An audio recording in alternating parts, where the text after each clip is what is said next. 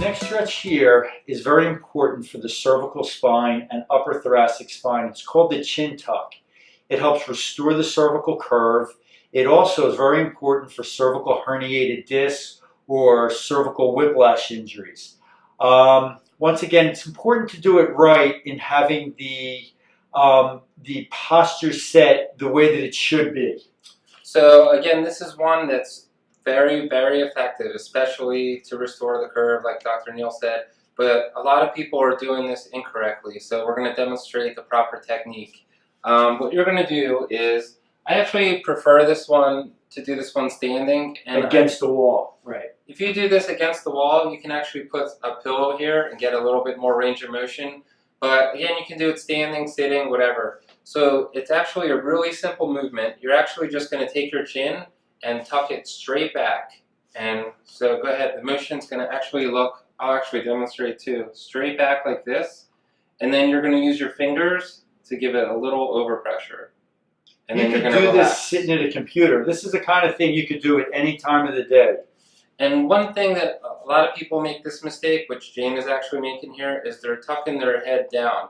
What you actually want to do is your line of drive, you want that to be straight back, just like you're pushing your chin into your the back of your throat. And another mistake people make is they use the pushing motion. So what you want to do is you want to actually get your active range of motion, which is basically what you can do first. So you're going to tuck as far as you can first, and then you're going to bring your arms up, and this is the passive range of motion. So you're going to give a little bit of overpressure and then relax. And I prefer doing the active motion with my hands at my side so that my spine is all lined up. So go ahead, give it a shot. So she's going straight back. Now she's going to bring up her hands for just a little bit of overpressure and relax.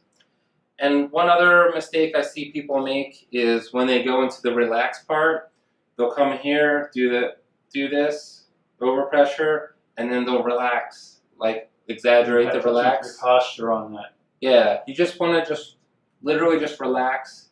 The motion's going to be a really small motion, but what it'll do is actually for people who have a straight curve in their spine, it's going to restore the curve. As I was talking about before with frequency of doing it, it's the kind of thing you really can do at the computer. Dr. Jean, how many times, what do you tell your patients on it? So the chin tuck is a little bit different than any other stretch that we showed. What I tell almost all my patients is you actually want to do this about every 2 hours when you're first starting. And don't get too caught up into how many reps or anything. Just, every couple hours, do 10 or so. You don't even have to count, just a little bit here and there. And you're going to actually feel in the first couple of days, you're going to feel 4 tiny little muscles. It's almost going to feel like if you haven't worked out in a while and you just start working out, you're going to feel 4 little muscles in your neck. It's almost going to feel like they're weak from working out. So after a couple of days, some of that weakness and soreness will sort of fizzle out. Because you're strengthening those small muscles. Right, and that's how you know now you can start backing off every couple hours.